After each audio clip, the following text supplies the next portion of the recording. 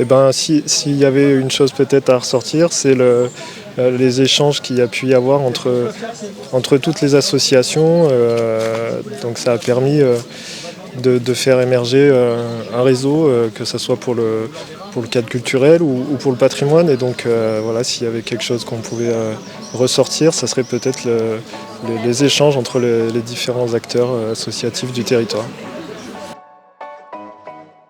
Ça nous a permis de nous projeter aussi sur du plus long terme et c'est très ludique.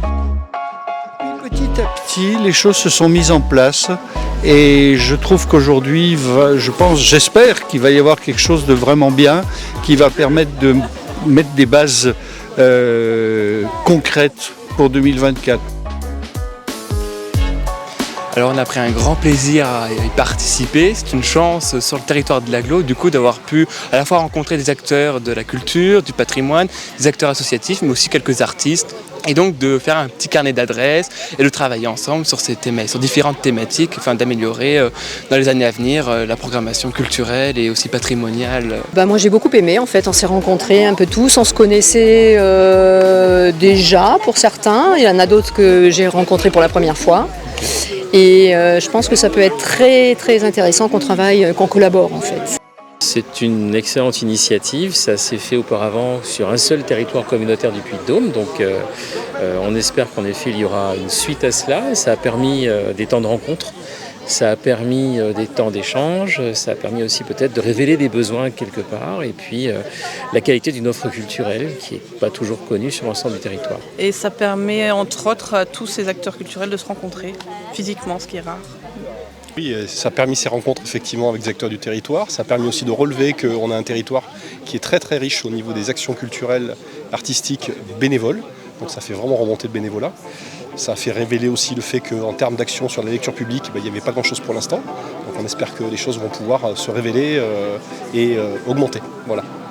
Et donc c'est toujours intéressant de réfléchir collectivement à ce qu'on peut mettre en place sur ce territoire qui a beaucoup d'atouts. Et moi j'ai participé aux ateliers sur tout ce qui était diffusion, plus particulièrement sur la diffusion estivale. Donc j'ai participé moi à 4 ateliers. C'est la première fois que ça se mettait en place sur l'Agglo, c'était très intéressant, ça nous a permis un peu de tous nous connaître les uns les autres et puis d'aboutir à cette belle journée aujourd'hui. Donc après on verra ce qui en ressortira. Artiste conteuse sur l'Agglo Pays d'Histoire depuis très peu de temps et heureuse d'arriver sur ce territoire extrêmement dynamique puisque je suis pratiquement arrivée avec l'association Les Petits Contes sur Boude en même temps que la naissance des États généraux et ça a été une formidable rencontre au fur et à mesure des mois de tisser des liens autant avec les élus de l'Agglo Pays d'Histoire qu'avec les agents qui travaillent pour la culture et toutes les personnes qui œuvrent sur le territoire pour le faire vivre avec toute la générosité et cette tous ces lieux magnifiques que l'on a sur le territoire de l'Agglo. Voilà. Société L'Abri, donc un acteur privé mais qui travaille avec le patrimoine puisque nous travaillons avec le château de Villeneuve-Lambron. Ces états généraux m'ont beaucoup intéressé justement moi pour l'aspect collaboration public-privé. On voit qu'on peut mettre concrètement en place des actions pour valoriser le patrimoine, y compris avec des sociétés privées comme la nôtre. Nous souhaitons d'ailleurs nous spécialiser un petit peu dans cette mise en valeur du patrimoine. Donc c'était une très bonne initiative et je remercie d'ailleurs l'Agglo Pays d'Histoire pour ce travail. Alors d'abord Marc Osmalin, je suis le maire du Vernay-Chamiane et vice-président au tourisme à l'Agglo Pays d'Histoire. Voilà. Donc les états généraux, ça a été une très bonne idée parce que ça a permis sur plusieurs axes de réflexion de mettre en place une politique peut-être pour demain, un état des lieux déjà, et puis surtout, on verra ce soir au bilan, mais une politique pour la suite.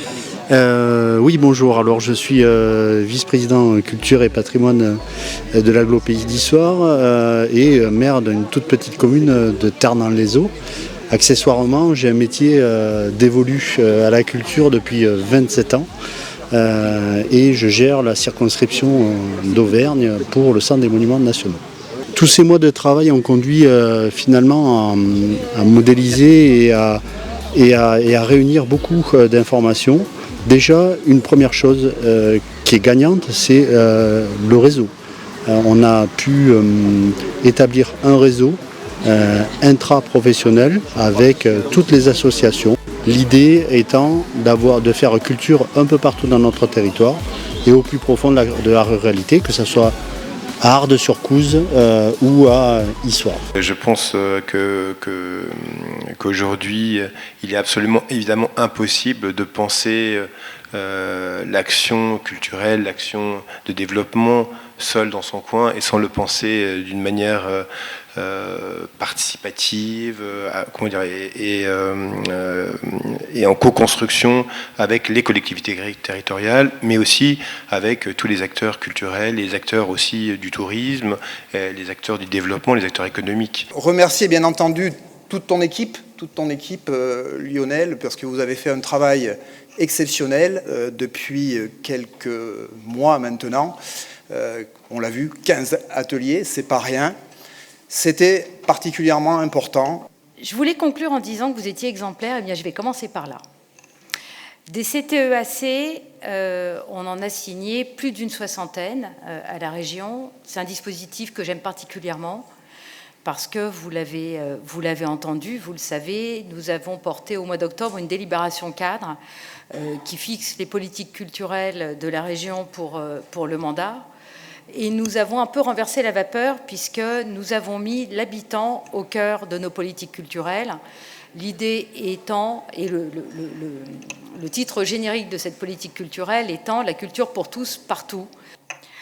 Vous êtes exemplaire parce que vous avez été plus loin que rédiger un contrat territorial et de nous proposer de le signer. Voilà 8 mois que vous travaillez déjà au projet culturel de territoire.